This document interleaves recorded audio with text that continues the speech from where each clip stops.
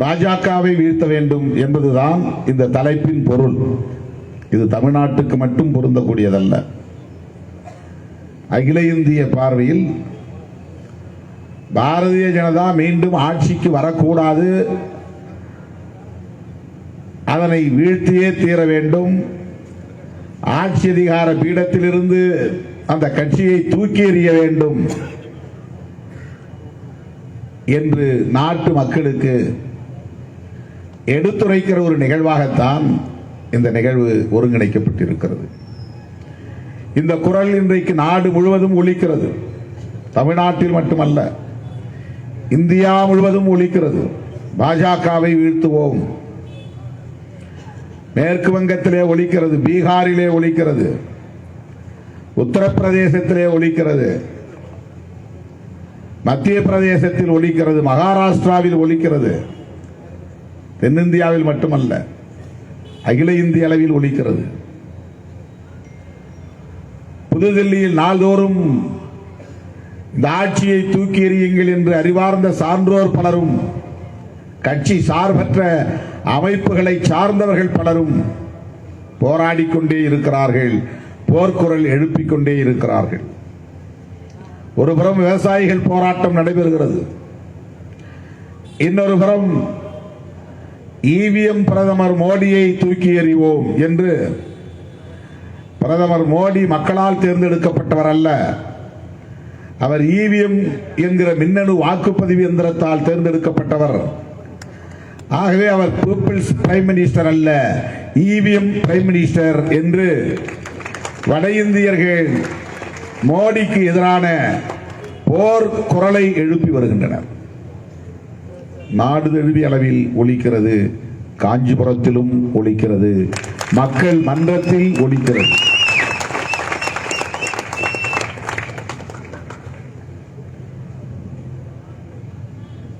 ஏன் பாஜகவை வீழ்த்த வேண்டும்?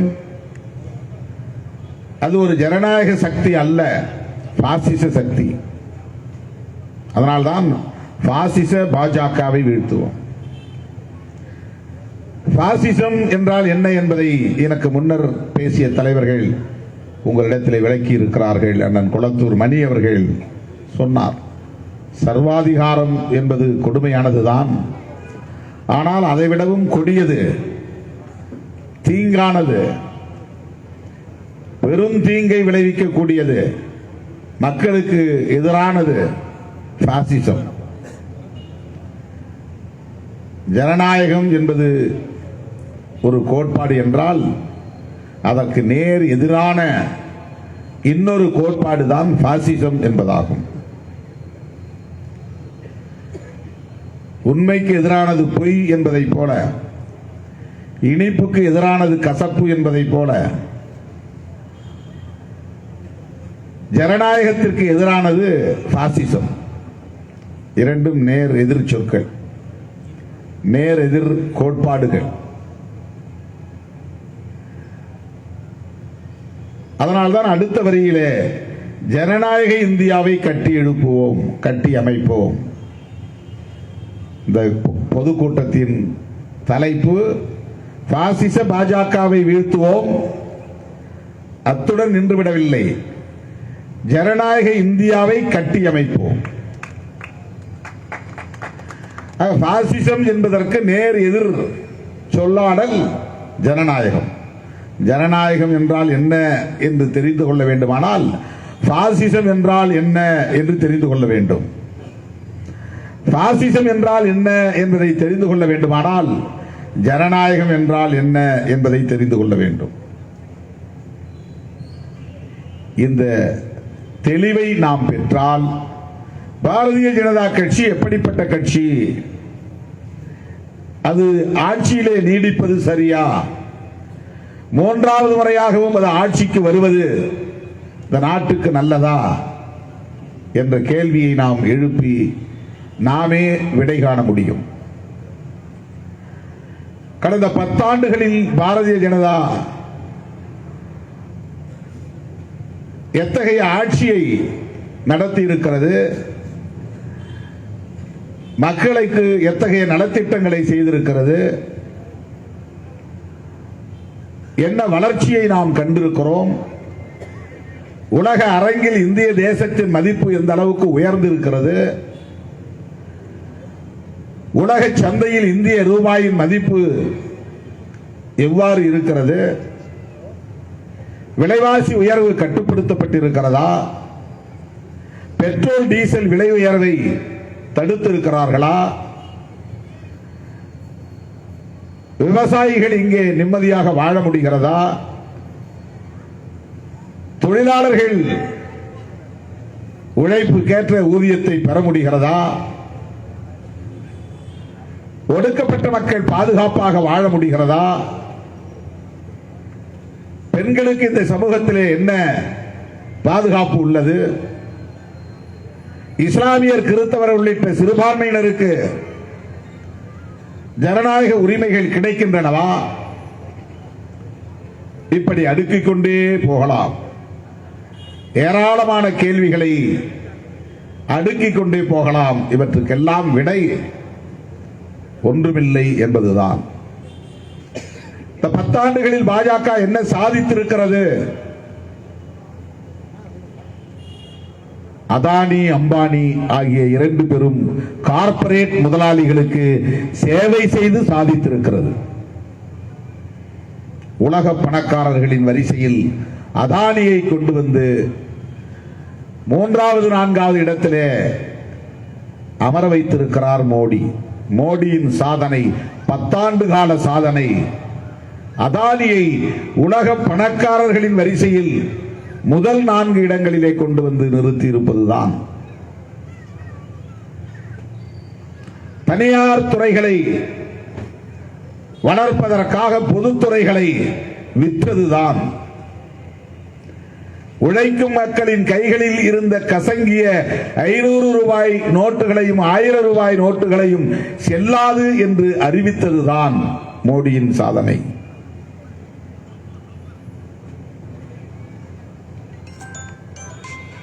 சொன்ன சொல்லை காப்பாற்றுவதற்கு வக்கில்லாதவர்களின் அயல்நாட்டு வங்கிகளில் பதுக்கி வைக்கப்பட்டிருக்கிற கருப்பு பணங்களை மீட்டுக் கொண்டு வருவோம், ஒவ்வொருவரின் வங்கி கணக்கிலும் 15 லட்சம் ரூபாய்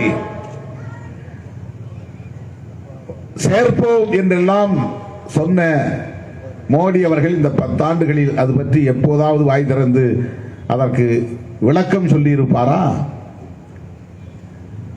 அந்த கருப்பு பணத்தை மீட்டு வந்திருப்பாரா? இல்லை. ஆண்டுக்கு 2 கோடி பேருக்கு வேலை தருவோம் என்று 2வது முறையாக ஆட்சிக்கு வந்த போது 2019 மோடி வாக்குறுதி அளித்தார். இந்த 5 ஆண்டுகளில் 10 கோடி பேருக்கு அவர் வேலை வாய்ப்பு தந்திருக்க வேண்டும். வேலை வாய்ப்பின்மை என்பது அதிகரித்திருக்கிறதே தவிர இளைஞர்களுக்கு, படித்த பட்டதாரிகளுக்கு வேலை வாய்ப்பு கிடைக்கவில்லை. வேலை வாய்ப்பின்மையை தக்க வைக்க வேண்டும் என்பது அவர்கள் அரசின் கொள்கை திட்டங்களுள் ஒன்று. ரெக்ரூட்மெண்டே கூடாது, புதிதாக வேலை வாய்ப்பு கூடாது, நியூ ரெக்ரூட்மெண்ட் கொடுக்க கூடாது, அரசாங்கம் செலவு செய்யக்கூடாது. அது இந்த ஆட்சியாளர்களின் கொள்கைகளுள் ஒன்று. புதுசாக ஆள் எடுக்கக்கூடாது, நிறைய சம்பளம் கொடுக்கக்கூடாது, அவுட் சோர்சிங் தான் செய்யணும், எல்லாவற்றையும் கான்ட்ராக்ட் அடிப்படையில் ஒப்படைச்சிடணும். அவுட் சோர்சிங்னா தனியார்கிட்ட வேலை, கான்ட்ராக்ட்ல வேலையை கொடுத்து அரசாங்க வேலையை செய்து முடித்துக் கொள்ள வேண்டும். அரசாங்கம் சர்வீஸ் செய்யக்கூடாது. இலவச திட்டங்கள் கூடாது, ரேஷன் கடைகள் கூடாது. வளர்ச்சி பணிகளில் ஈடுபடலாம்.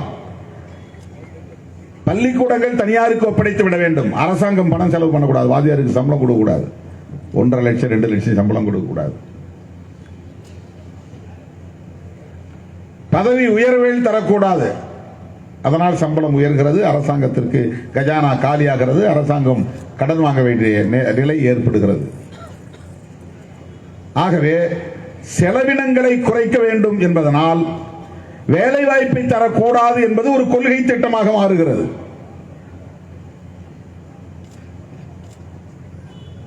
அரசாங்கமே பள்ளிக்கூடங்களை நடத்தினால், கல்லூரிகளை நடத்தினால், பல்கலைக்கழகங்களை நடத்தினால், அரசாங்கமே மருத்துவமனைகளை நடத்தினால் செலவினம் கூடுகிறது. அரசாங்கம் நிறைய வரக்கூடிய வருவாயில கவர்மெண்ட் எம்ப்ளாய்க்கு சம்பளம் கொடுக்கிறதே பாதிக்கு மேல போய்விடுகிறது என்று கணக்கு பார்க்கிறார்கள்.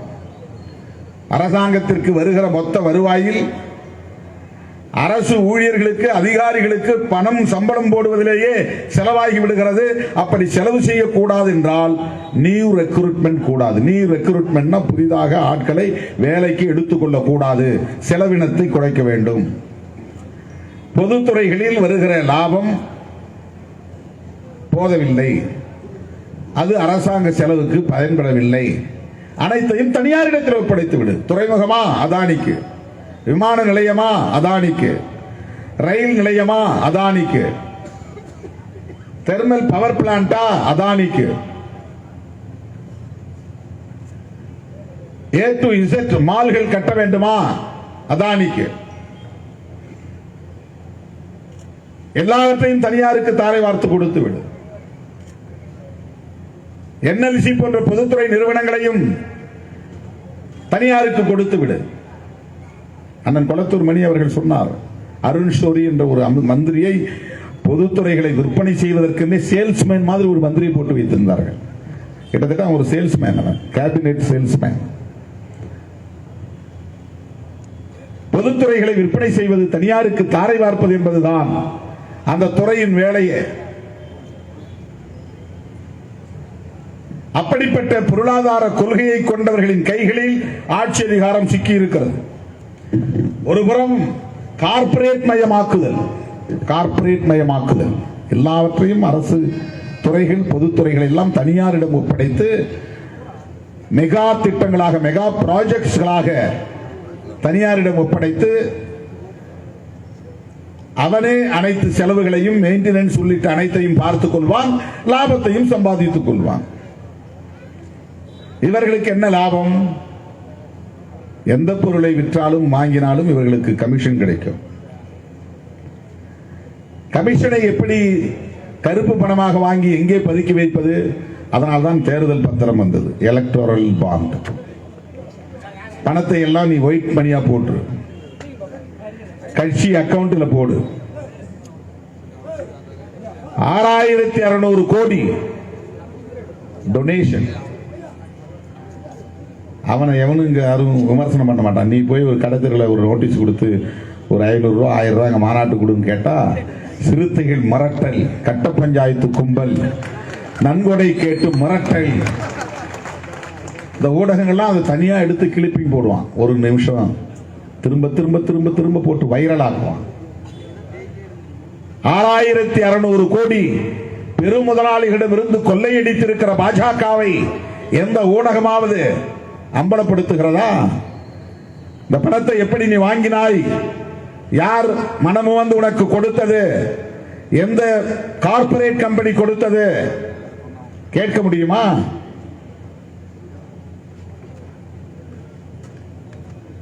பத்தாண்டுகளில் பாஜக கார்ப்பரேட் மயமாதலை தீவிரப்படுத்தி இருக்கிறது.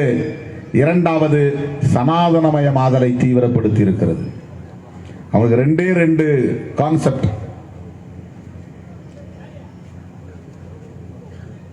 ஒன்று சனாதனமயப்படுத்துதல், எல்லாவற்றையும் 2000 ஆண்டுகளுக்கு முன்னால் இருந்த சமூக கட்டமைப்பை சீர்குலையாமல் பாதுகாப்பது, வர்ணாசிரம தர்ம முறையை அப்படியே பாதுகாப்பது,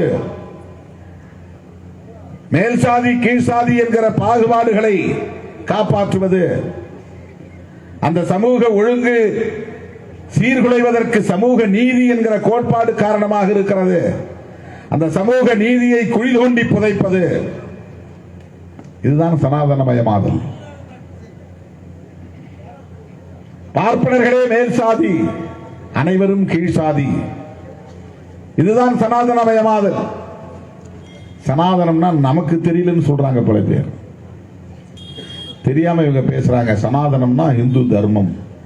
இந்து தர்மம்ங்கிறது வேற. அந்த விமர்சனத்துக்குள்ள நாம போக வேண்டாம், திராவிடர் கழகம் போகணும். அவங்க பேசணும்.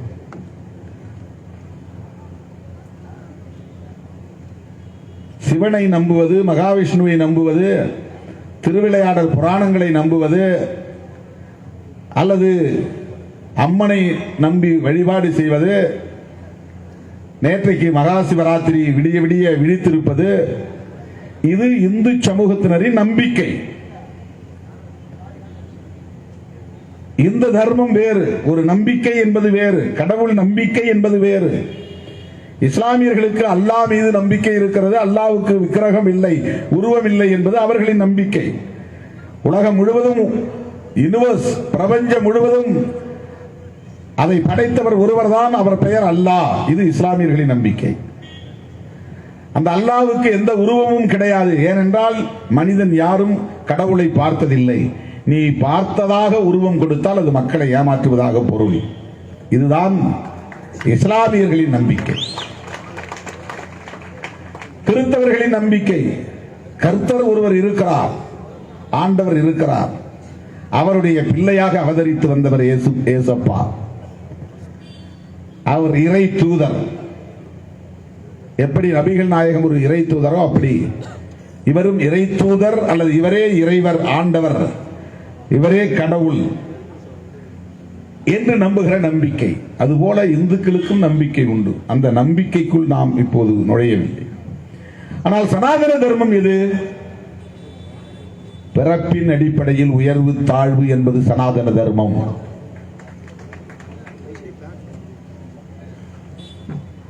ஆணாய் பிறந்ததனால் பெண்ணை விட ஆண் மேலானவன் என்கிற உணர்வு, அந்த கருத்து, அதுதான் சனாதன தர்மம். பிராமணனாய் பிறந்ததனால், அக்ரஹாரத்தில் பிறந்ததனால் அவன் எல்லோரையும் விட உயர்ந்தவன், அதுதான் சனாதன தர்மம். சத்திரியன் பிராமணனை விட கீழானவன், வைசியன் பிராமணனுக்கும் சத்திரியனுக்கும் கீழானவன், சூத்திரன் பிராமணனுக்கும் சத்திரியனுக்கும் வைசியனுக்கும் கீழானவன். இந்த வர்ணாசிரம தர்ம முறை, உயர்வு தாழ்வு என்கிற அந்த சிந்தனை, அந்த தர்மம், அதுதான் சனாதன தர்மம். சனாதன தர்மத்திலே இரண்டாவது முக்கியமான கூறு என்னவென்றால் அகமண முறை. அகமண முறை என்றால் சாதிக்குள் சாதி திருமணம் செய்ய வேண்டுமே தவிர சாதி விட்டு சாதி திருமணம் செய்யக்கூடாது. இந்த பிறப்பின் அடிப்படையிலான உயர்வு தாழ்வு என்பது வேறு எந்த மதத்திலும் கிடையாது, இங்கே மட்டும்தான் இருக்கிறது சனாதன தர்மம். அகமண முறை என்பது வேறு எந்த மதங்களிலும் கிடையாது, உலகத்தில் தோன்றிய எந்த மதத்திலும் கிடையாது, இங்கே மட்டும்தான் இருக்கிறது.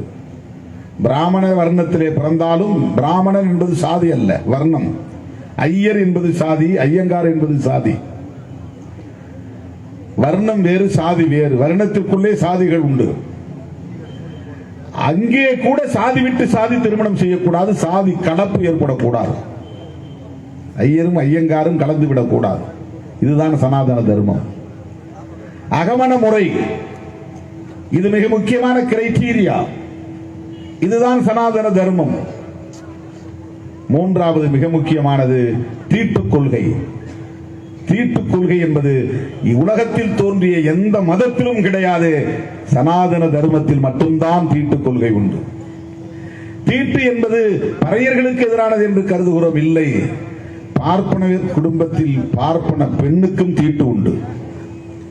பார்ப்பன பெண்மணியாக இருந்தாலும் அந்த பெண்மணிக்கும் தீட்டு உண்டு. தீட்டு கொள்கை என்பது உலகத்தில் தோன்றிய எந்த மதத்திலும் கிடையாது, உலகத்தில் தோன்றிய எந்த மதத்திலும் கிடையாது. ஆக சனாதன தர்மம் என்றால் பிறப்பின் அடிப்படையில் உயர்வு தாழ்வு, சாதிக்குள் சாதி திருமணம் செய்ய வேண்டும் என்கிற அகமண முறை,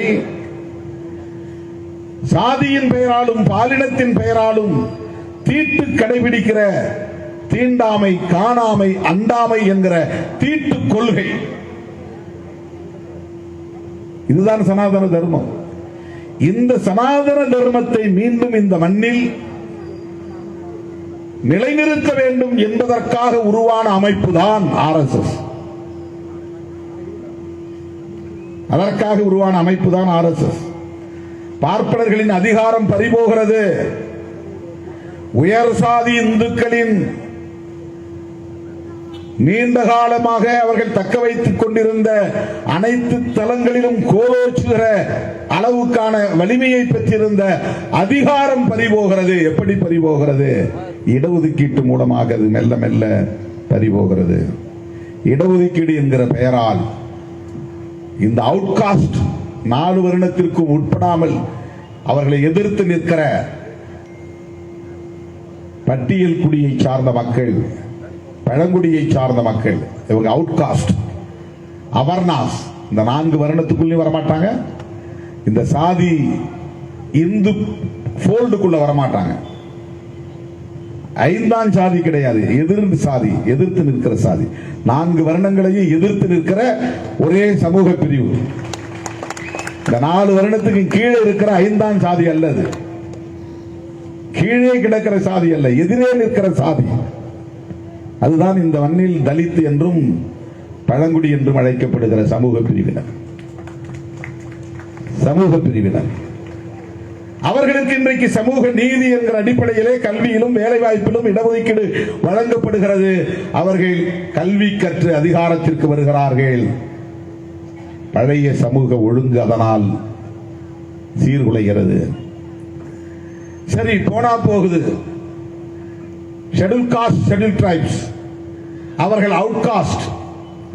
புரட்சியாளர் அம்பேத்கர் அதை கான்ஸ்டிடியூஷனல் ரைட் என்கிற பெயரிலே நிலைநாட்டி விட்டார். அதை சகித்துக் கொண்டிருந்தவர்களால் மண்டல் பரிந்துரை வந்தபோது வெகுண்டெழுந்தார்கள்.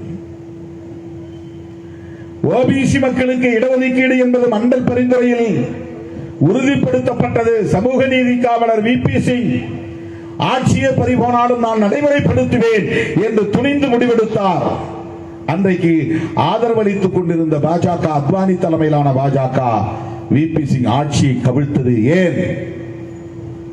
ஓபிசி சமூகத்தை சார்ந்தவர்கள் தயவு கூர்ந்து எண்ணி பார்க்க வேண்டும். படித்த இளைஞர்கள் சிந்தித்து பார்க்க வேண்டும். மண்டல் பரிந்துரையை VP சிங் நடைமுறைப்படுத்த வேண்டும் என்று முடிவெடுத்த போது அவருக்கு பக்கத்திலே இடதாகவும் வலதாகவும் இருந்து ஆதரவு கொடுத்தவர் ராம்விலாஸ் பாஸ்வான் என்கிற ஒற்றை போராளி. ஒடுக்கப்பட்ட சமூகத்தில் பிறந்தவர், அம்பேத்கர் சிந்தனையாளர். அகில இந்திய அளவில் எந்த அம்பேத்கர் இயக்கமும் மண்டல் பரிந்துரையை எதிர்க்கவில்லை. ஓபிசி மக்களுக்கு இடஒதுக்கீடு கொடுக்க கூடாது என்று ஷெட்யூல் காஸ்ட், ஷெட்யூல் டிரைப்ஸ் சமூக பிரிவினர் எந்த இடத்திலும் எதிர்ப்பு தெரிவிக்கவில்லை. நாம் எல்லாம் வரவேற்றோம், ஆதரித்தோம். இந்தியா முழுவதும் தலித்துகள் ஆதரித்தார்கள். யார் எதிர்த்தது? நாங்கள் எல்லாம் ஆண்ட பரம்பரை என்று சொல்லிக் கொள்கிற ஓபிசி தலைவர்களே. யார் எதிர்த்தது? அத்வானி தலைமையிலான பிஜேபி எதிர்த்தது. பிசி, எம்பிசி சமூகங்களை சார்ந்த மாணவர்கள் கல்வி பெறக்கூடாது, வேலைவாய்ப்பு பெறக்கூடாது, அவர்களுக்கான இடஒதுக்கீட்டை நாங்கள் ஏற்க மாட்டோம் என்று எதிர்ப்பு தெரிவித்து ரத யாத்திரை நடத்தியது அத்வானி தலைமையிலான பிஜேபி.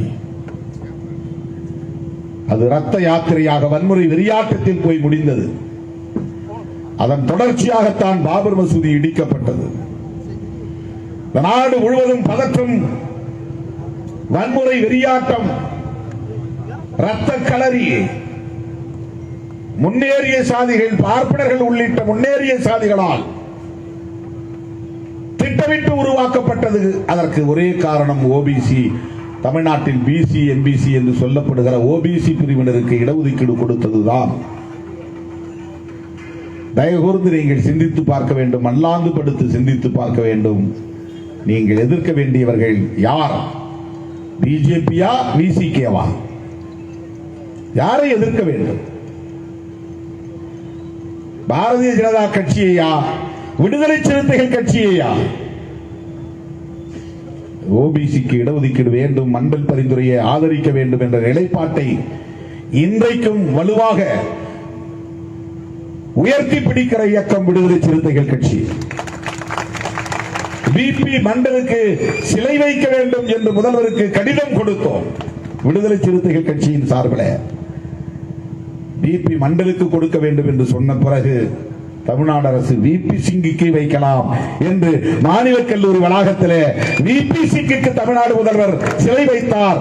விபி சிங் அவர்களுக்கு சிலை வைப்பதற்கு திருமாவளவன் கொடுத்த கோரிக்கை மனு ஒரு தூண்டலாக இருந்தது என்பதை யாரும் மறுத்துவிட முடியாது.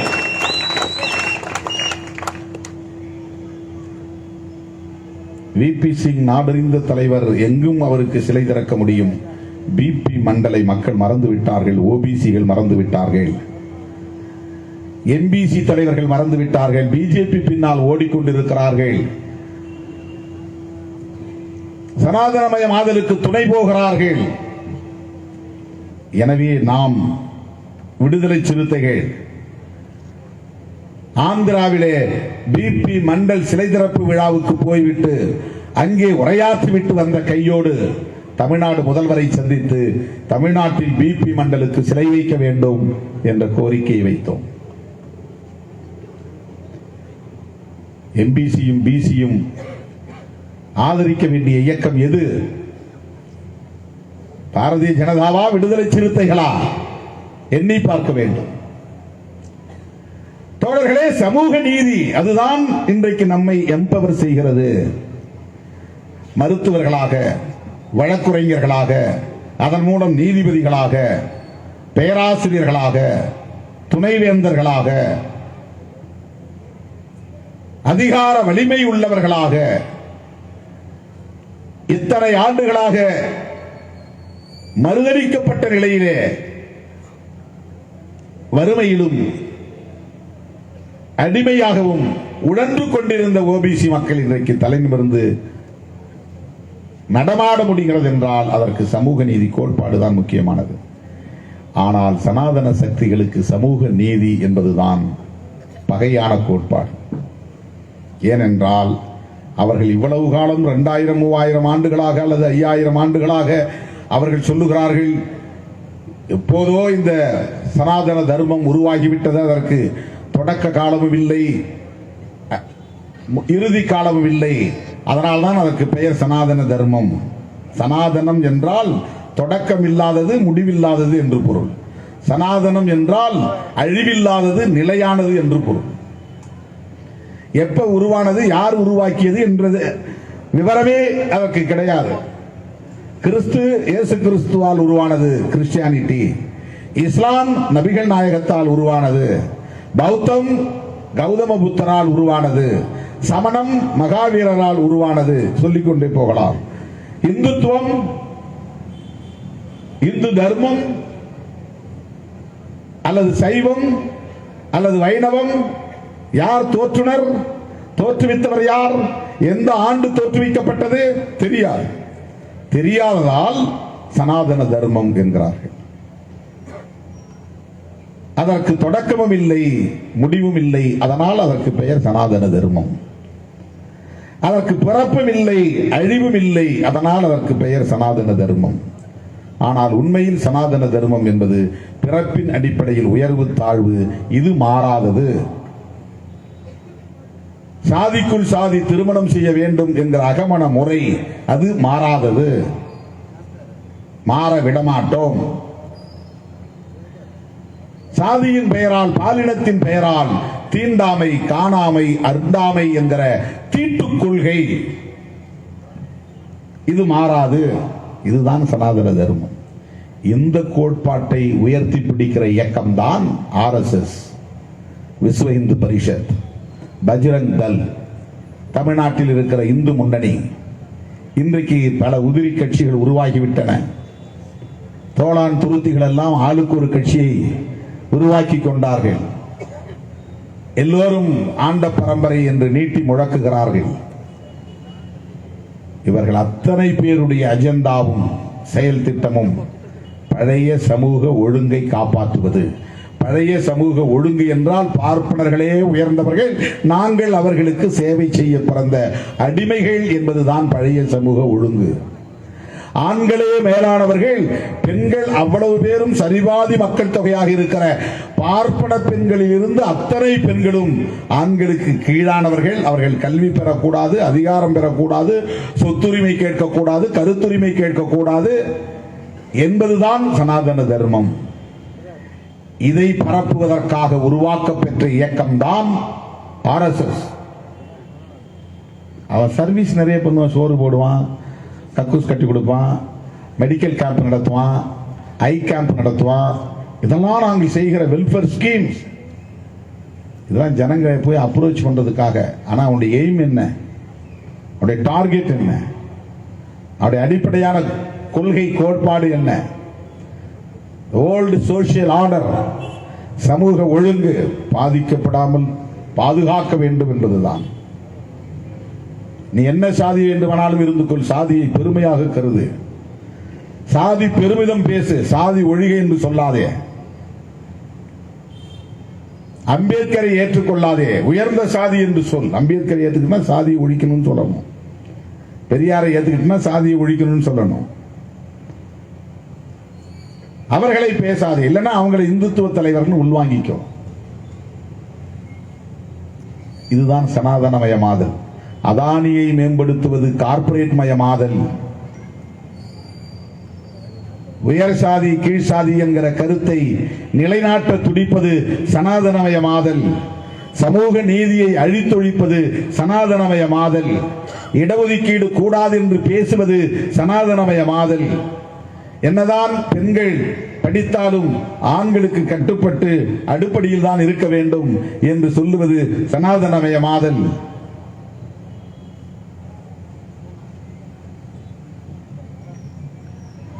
பாரதிய ஜனதா அரசின் மிக முக்கியமான 2 செயல் திட்டங்கள், ஒன்று சனாதனமயமாதல், சனாதனமயப்படுத்துதல், இன்னொன்று கார்ப்பரேட் மயமாதல், அனைத்தையும் கார்ப்பரேட் மயமாக்குவது என்கிற இந்த செயல் திட்டங்கள் தான் இந்த 10 ஆண்டுகளில் நடந்தேறி இருக்கிறதே தவிர ஏழை எளிய மக்களின் வாழ்வில் எந்த முன்னேற்றமும் நிகழவில்லை. இந்துத்துவா என்பது வேறு, இந்து இசம் அல்லது இந்து தர்மம் என்பது வேறு. இந்துத்துவா என்பது பாரதிய ஜனதா கட்சியின் அரசியல் செயல் திட்டம். அவன் அந்த பேரை வச்சுக்கிட்டான், இந்துத்துவா என்று.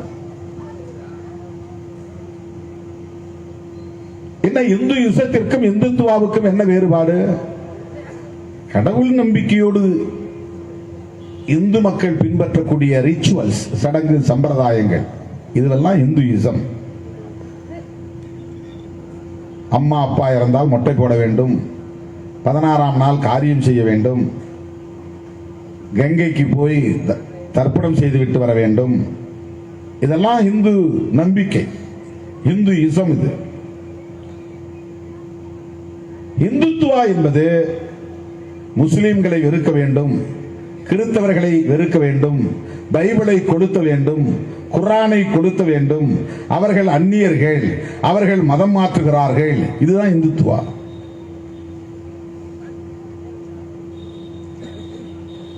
பாபர் மசூதியை இடிக்க வேண்டும், அது இந்துத்துவா செயல் திட்டம். அங்கேதான் ராமர் பிறந்தார் என்று சொல்லி இடித்து தரைமட்டமாக்க வேண்டும். இதுபோல எங்கெல்லாம் வாய்ப்பு இருக்கிறதோ அங்கெல்லாம் முஸ்லிம்கள் தொழுகிற மசூதிகளை இடிக்க வேண்டும். பைபிள் படிக்கக்கூடாது, ஜெபம் செய்யக்கூடாது. நாம் எல்லோரும் சாதி பெருமிதம் பேச வேண்டும், ஆண்ட பரம்பரை என்று சொல்லிக் கொள்ள வேண்டும். சாதி பெருமிதம் பேசினால்தான் மத உணர்வு வரும். நபிகள் நாயகத்தை சொன்னால் இந்துக்கள் ஒன்றுபடுவார்கள், இஸ்லாமியர்கள் ஒன்றுபடுவார்கள். இயேசு பெருமானை சொன்னால் கிறிஸ்தவர்கள் ஒன்றுபடுவார்கள். இங்கே இந்து மதத்தில் சாதி பெருமையை சொன்னால்தான் இந்துக்கள் ஒன்றுபட முடியும். கடவுள் பெருமையை பேசினால் ஒன்றுபடுவது கடினம். ஏன்னா நீ கிருஷ்ணன்னா நான் சிவன் சொல்லுவேன், பிரிஞ்சு போயிடுவாங்க. நீ காமாட்சி அம்மன் சொன்னா நான் மாகாளி அம்மன் சொல்லுவேன், பிரிஞ்சு போயிடுவாங்க. உனக்கு பெருந்தெய்வம்னா எனக்கு சிறு தெய்வம் குலதெய்வம். உன் சாமி சைவம்னா என் சாமி அசைவம், சாராயம் குடிக்கும், கறி தின்னும். இங்க கடவுளை சொல்லி ஒற்றுமைப்படுத்த முடியாது. அதனால் சாதியை சொல்லி சாதி உணர்வை ஊட்டி சாதி பெருமிதம் பேச வைத்து மத அடிப்படையில் மக்களை ஒருங்கிணைப்பது, இதுதான் இந்துத்துவா. ஏன் மத அடிப்படையில் இந்துக்களை ஒருங்கிணைக்க வேண்டும்? இவர்கள் பெரும்பான்மையாக இருப்பதால் இவர்கள் தொடர்ந்து இந்து என்கிற பெயரில் நமக்கே வாக்களிப்பார்கள், நாம் ஆட்சியில் இருக்கலாம். பெரும்பான்மைவாதத்தின் அடிப்படையில் ஆட்சி அதிகாரத்தை வென்றெடுப்பதும் ஆட்சி அதிகாரத்தை தக்க வைத்துக் கொள்வதும் அவர்களின் செயல் திட்டம். ஏன் ஆட்சி அதிகாரத்தை தக்க வைத்துக் கொள்ள வேண்டும்? ஆட்சி அதிகாரத்தில் இருந்தால்தான் பழைய சமூக அமைப்பை தகர்த்து கொண்டிருக்கிற, நீர்த்து போக செய்து கொண்டிருக்கிற, சமூக நீதி அடிப்படையிலே சாதாரண மக்களை எல்லாம் வலிமைப்படுத்திக் கொண்டிருக்கிற, உழைக்கிற மக்களை எல்லாம் தலைநிமிர வைத்துக் கொண்டிருக்கிற அரசமைப்பு சட்டத்தை தூக்கி எறிய முடியும். அவனுக்கு இருக்கிற பெரிய பேரியரே அதுதான், பிரச்சனையே அதுதான். RSS சங் பரிவார் கும்பலுக்கு முக்கியமான எதிரி காங்கிரஸ் என்று நாம் கருதுகிறோம்.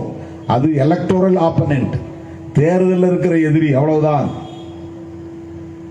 அதே போல கருத்தியல் ரீதியாக கம்யூனிஸ்டுகள் களத்தில் எதிரியாக இருக்கிறார்கள். சின்ன கட்சியாக இருந்தாலும் விடுதலை சிறுத்தைகளும் தேசிய அளவில் இல்லாத ஒரு கட்சியாக இருக்கலாம், கருத்தியல் ரீதியாக விமர்சனம் செய்கிறது. ஆனால் இவையெல்லாம் அவர்களுக்கு பெரிய பிரச்சனை இல்லை. அவர்களுக்கு மிக முக்கியமான எதிரியாக இருப்பது நம்ம எல்லாம் மனிதர்களாய் தலைநிமிர வைத்த நம்முடைய மகத்தான தலைவர் புரட்சியாளர் அம்பேத்கர் அவர்கள் வகுத்தளித்திருக்கிற இந்திய அரசமைப்பு சட்டம்தான். அதுதான் சோசியல் ஜஸ்டிஸ் பற்றி பேசுகிறது. அதுதான் செக்யூலரிசம் என்கிற மதசார்பின்மையை பேசுகிறது.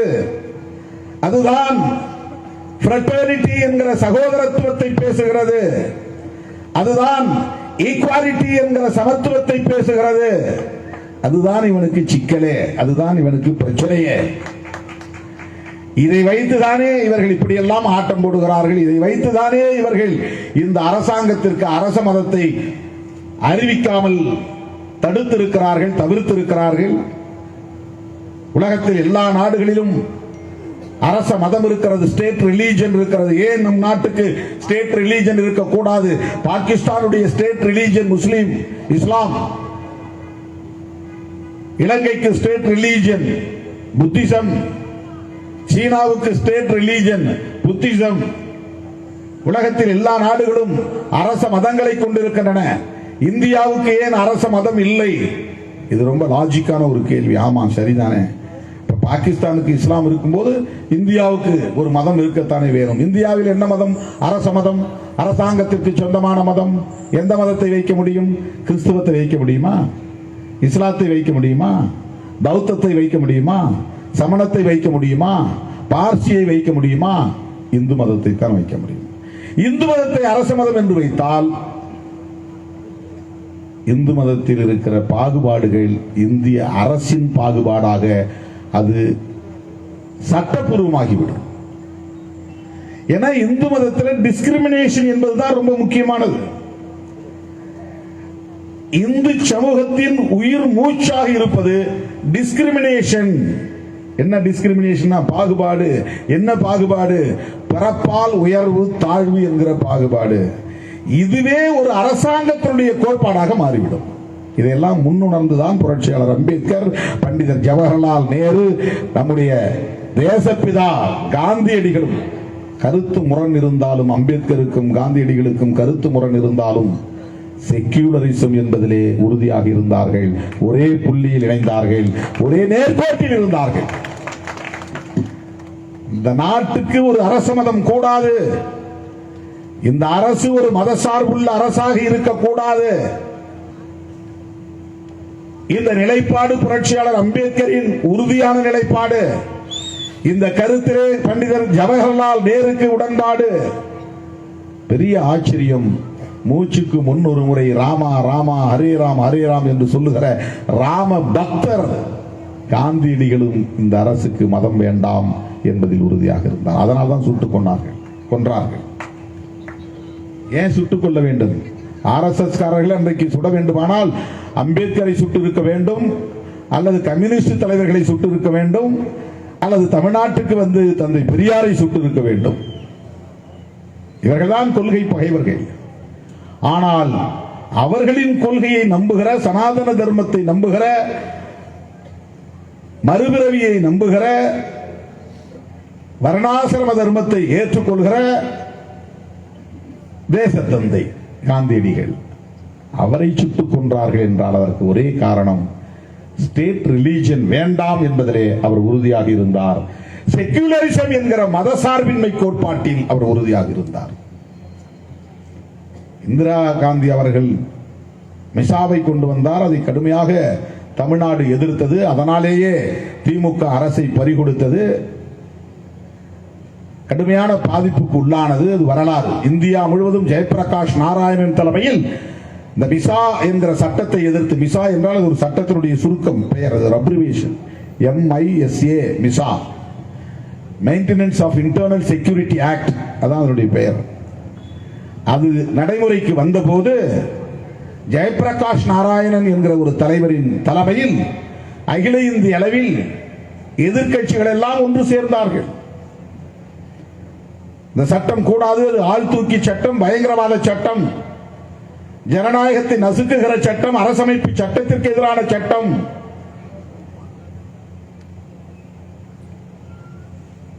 அதனால் ஜனதா என்கிற ஒரு கூட்டணியே உருவானது. அதுல ஒரு கட்சியா வந்து சேர்ந்ததுதான் ஜனசங்கம், வாஜ்பாய் தலைமையில் இருந்த ஜனசங்கம். அந்த ஜனதாவில் அது சேர்ந்ததுதான் 77 அவர்கள் ஆட்சியை கைப்பற்றி அதை தக்க வைக்க முடியாமல் அந்த ஆட்சி எல்லாம் சிதறி போக, கூட்டணிகள் எல்லாம் சிதறி போக, வெளியே போன ஜனசங்கம் ஜனதாவிலிருந்து வெளியே போனதனால் பாரதிய ஜனதா என்று ஒரு கட்சியை உருவாக்கி கொண்டது. ஜனதாவிலிருந்தே வெளியேறிய கட்சி. அதனால் அது ஜனசங் என்கிற பெயரை மாற்றி பாரதிய ஜனதா பார்ட்டி என்று புதிய கட்சியை தொடங்கி தனியே தேர்தலில் நின்று 1984 2 எம்பிக்களை கொண்டிருந்த கட்சி தான் பிஜேபி. போன முறை நாம் 2 எம்பியை கொண்டிருந்ததை போல, விடுதலை சிறுத்தைகள் கட்சிக்கு 2 எம்பி இருந்ததை போல 1984 பிஜேபிக்கு 2 எம்பி இருந்தது. 10 ஆண்டுகளில் எல்லாம் தலைகீழாக மாறி போனது. அதற்கு மிக முக்கியமான காரணம் ராஜீவ் காந்தி அசாசினேஷன். ராஜீவ் காந்தி படுகொலை செய்யப்பட்டதனால் இந்திய அரசியல் எல்லாம் தலைகீழாக மாறி போனது. ராஜீவ் காந்தி கொல்லப்படாமல் இருந்திருந்தால் காங்கிரஸ் நீர்த்து போகாத ஒரு பேரியக்கமாகவே இன்னும் பல 10 ஆண்டுகள் போயிருக்கும். காங்கிரஸ் தலைமை இல்லாமல் தடுமாறி போனது. சனாதன சக்திகளின் பிடிக்குள்ளே போய் சிக்கியது. காங்கிரசின் பலவீனத்தால் பாரதிய ஜனதா வளர்ந்தது.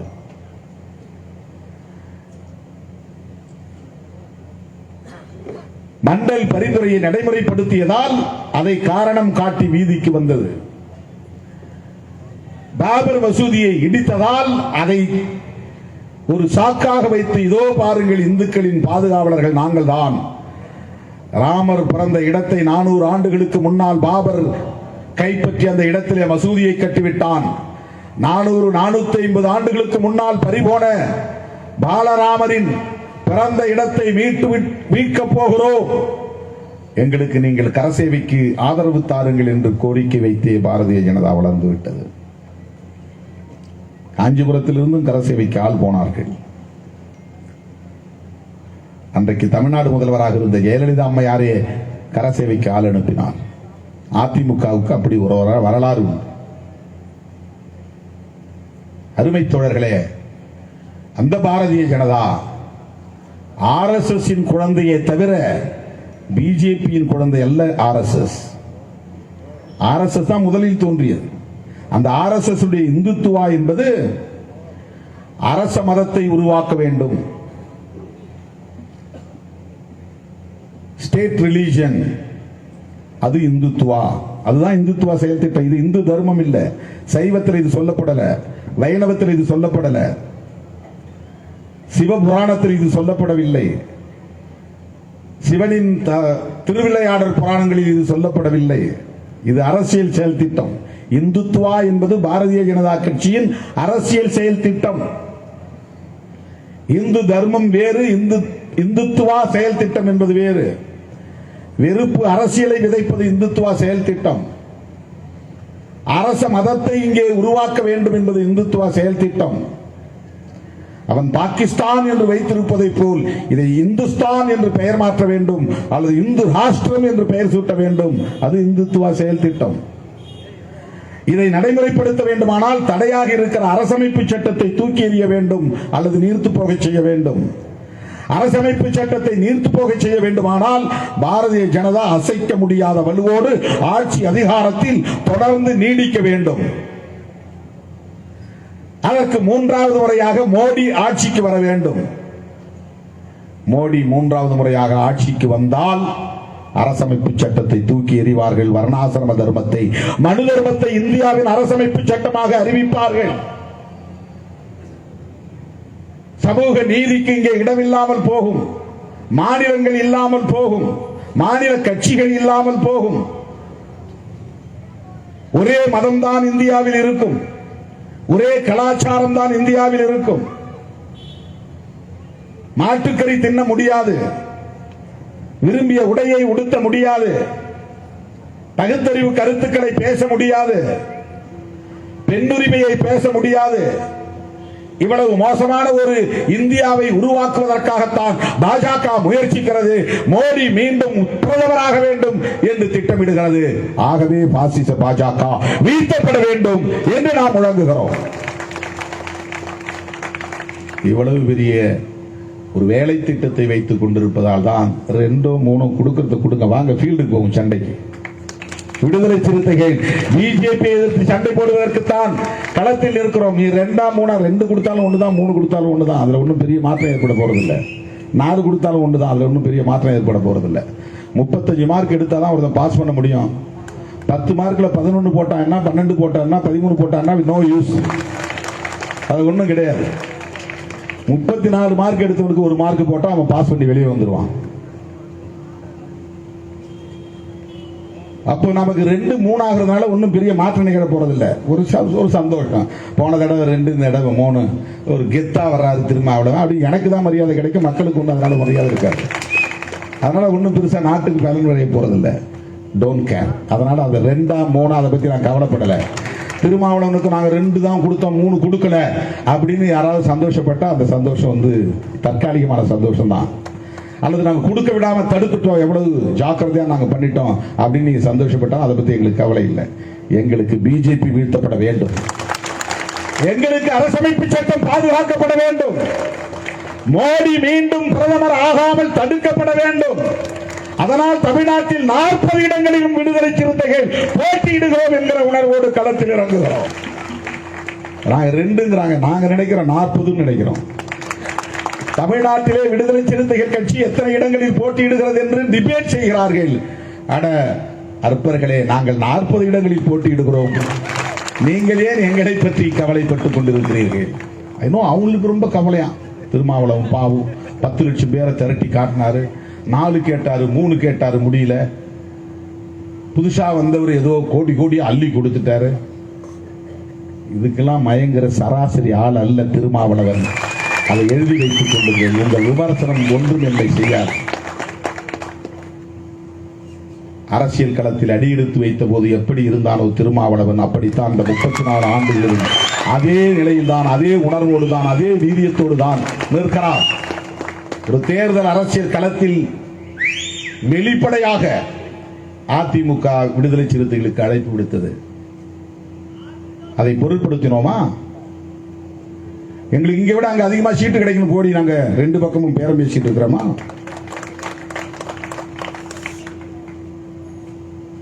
இங்க பேசுறது அங்க தெரியணும், அங்க பேசுறது இங்க தெரியணும், இன்னமும் பேசிட்டு இருக்காங்க சில கட்சிகள். உங்களுக்கு தெரியும், அங்கேயும் அட்வான்ஸ் வாங்குறாங்க, இங்கேயும் அட்வான்ஸ் வாங்குறாங்க.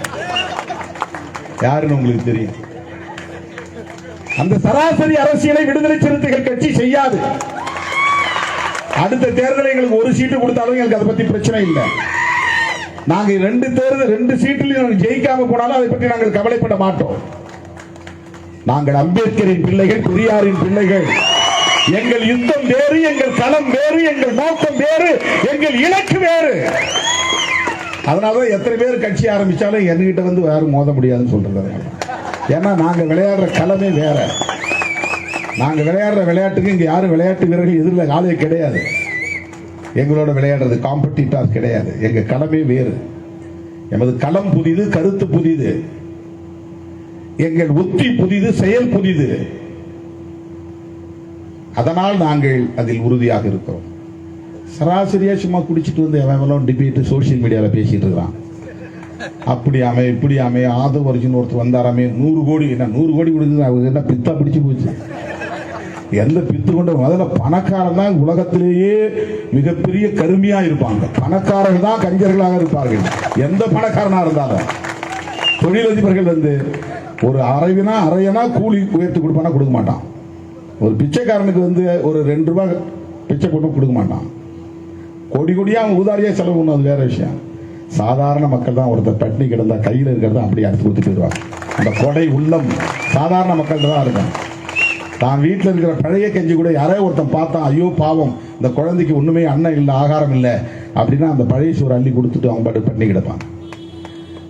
அள்ளி தரக்கூடிய நல்ல உள்ளம், கொடை உள்ளம் உழைக்கிற மக்களிடத்தில் தான் இருக்கும். அந்த அந்த அடிப்படை கூட புரிந்து கொள்ளாம அதுவும் வந்தா அப்படியே அள்ளி 100 கோடி கொடுக்கறது, அந்த வாய்க்கு வந்ததெல்லாம் சொல்றான். எவனுக்கு என்னமோ மாநாட்டுக்கு மொத்தமே நாங்க செலவு பண்ணது எங்க கட்சியில் இருக்கக்கூடிய ஒவ்வொரு மாவட்ட செயலாளரும் ஆளுக்கு 2 லட்சம் ரூபாய் கொடுத்து மாநாட்டு செலவை பார்த்தோம். இதுவரை நான் அப்படி யாருக்கும் டிக்டேஷன் கொடுத்ததில்லை. நீ 2 லட்சம் ரூபாய் கொடுக்கணும், இல்லைன்னா மாவட்ட செயலாளர் பதவி 6 மாசத்துல தூக்கிடுவேன்னு சொல்லிட்டேன். நான் பெரிய கிராண்டா இப்பதான் அது மாதிரி நான் சொன்னேன். 144 மாவட்ட செயலாளர் போட்டிருக்கோம். இந்தியாவில் எந்த கட்சியும் இப்படி பிராக்மெண்ட் பண்ணது கிடையாது. 2 ஒன்றியத்துக்கு ஒரு மாவட்ட செயலாளர். என்ன எங்களை ஒன்றிய செயலாளர் ஆகிட்டீங்க? ஆமா ஒன்றிய செயலாளர் தான், ஆனா மாவட்ட செயலாளர் பேரு போ. நீ 10ஆம் கிளாஸ் தான் படிச்சிருக்க, உனக்கு BA டிகிரி கொடுக்குறப்போ.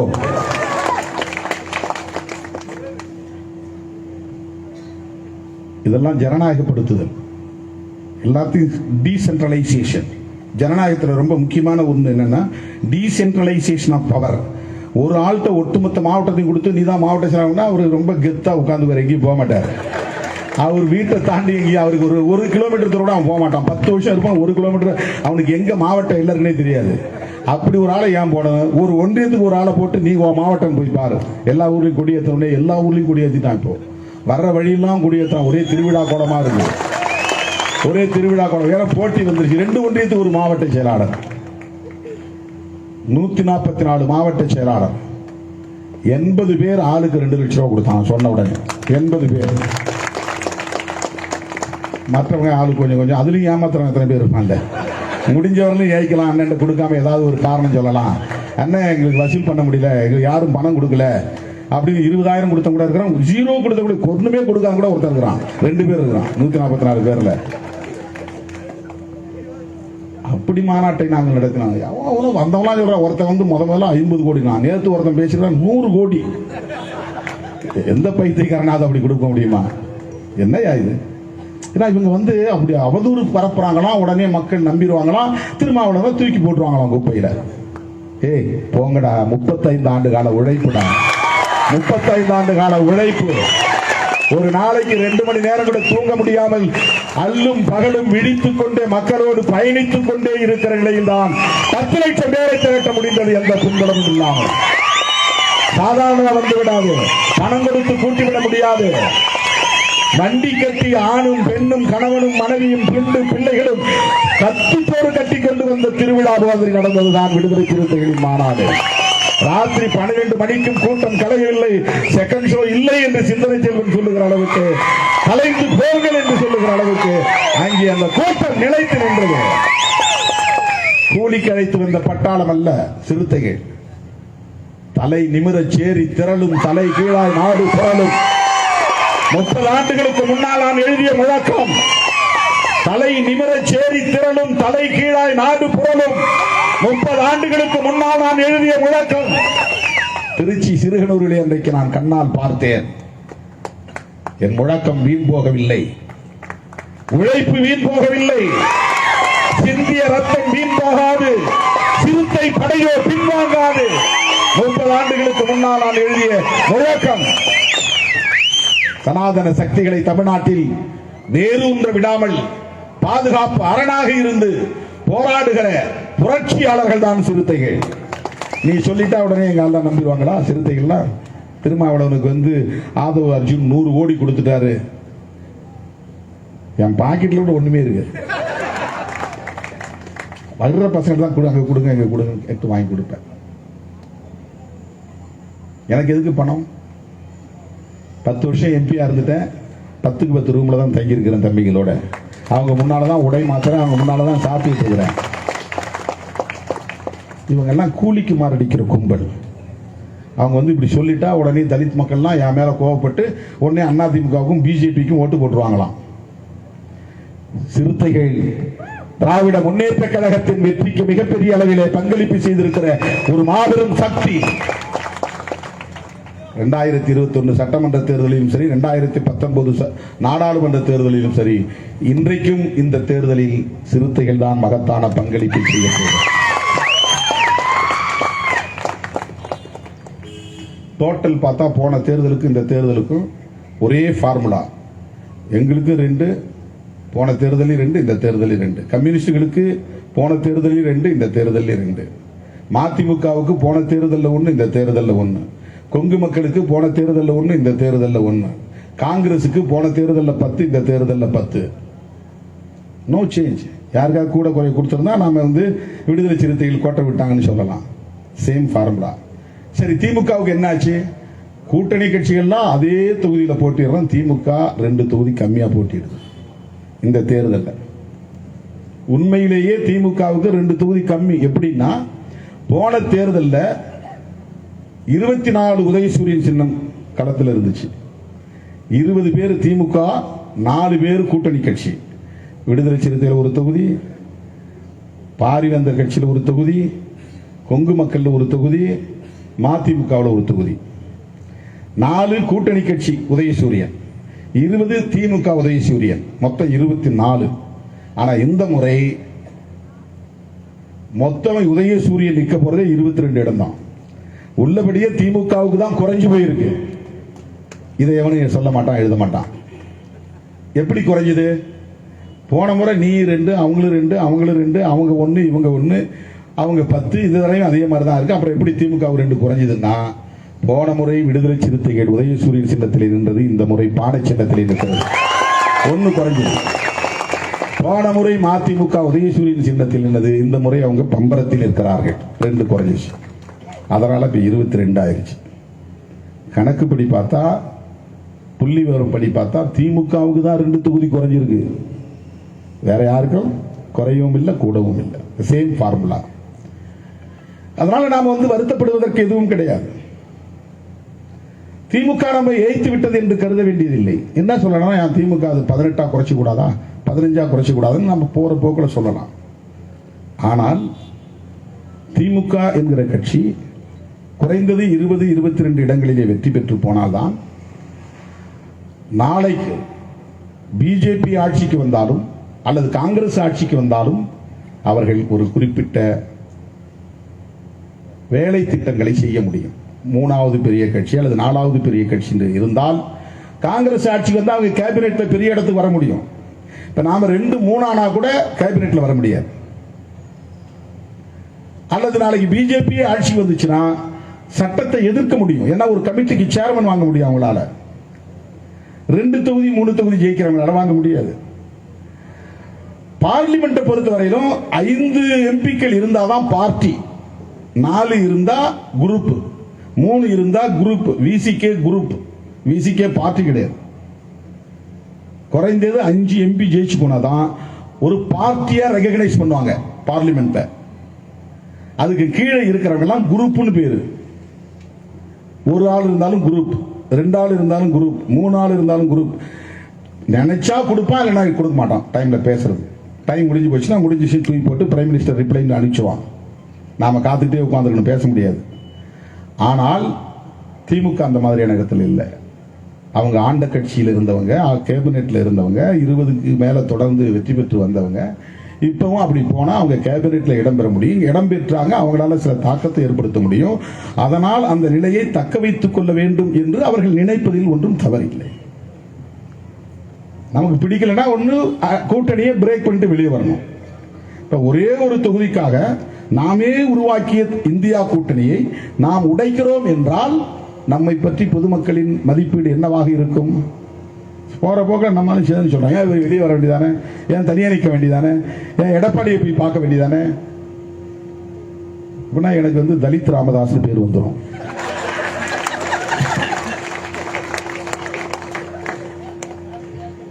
வரலாறு முழுக்க அப்படி ஒரு பெயர் எனக்கு வந்துவிடும். நான் தான் திருமாவளவன் வழி தனி வழி. தற்காலிக பலன்களுக்கு நாம் முக்கியத்துவம் தருவதில்லை. இதெல்லாம் மக்கள் மத்தியில் நமக்கான நன்மதிப்பை உயர்த்தி கொண்டே இருக்கிறது. நாம் கோட்டையை நோக்கி அல்லது அதிகார மையத்தை நோக்கி பயணிக்க வேண்டும் என்பதை விட அந்த அதிகார மையம் நம்மை நோக்கி பயணித்து வரும். இந்த மாதிரியான நிலைப்பாடுகளை எடுப்பதனால், இந்த மாதிரியான முடிவுகளை எடுப்பதனால், நேர்மை தரத்தோடு போராடுவதனால், கருத்தியல் அடிப்படையிலே களமாடுவதனால் மக்கள் நமக்கான மதிப்பெண்களை உயர்த்துவார்கள். அவங்க வேல்யூவேஷன் பண்ணும்போது நமக்கு மார்க்ஸ் கூடுதலாக போடுவாங்க. அருமை தோழர்களே, சனாதனமயமாதலும் கார்ப்பரேட் மயமாதலும் என்கிற இரண்டு முக்கியமான கொள்கைகளை உயர்த்தி பிடிக்கிற பாசிசம் என்கிற ஜனநாயக விரோத கொள்கையை உயர்த்தி பிடிக்கிற பாஜகவை வீழ்த்துவதே நமது இலக்காக அமையட்டும். அதற்கு முதலில் தமிழ்நாட்டில் 40க்கு 40 நாம் வெற்றி பெற்றாக வேண்டும். விடுதலை சிறுத்தைகள் 2 பானை சின்னங்களில் போட்டியிட்டாலும் 40 தொகுதிகளிலும் போட்டியிடுகிறது என்கிற உணர்வோடு களமாடுவோம் என்று சொல்லி வாய்ப்புக்கு நன்றி கூறி முடிக்கிறேன். நன்றி, வணக்கம்.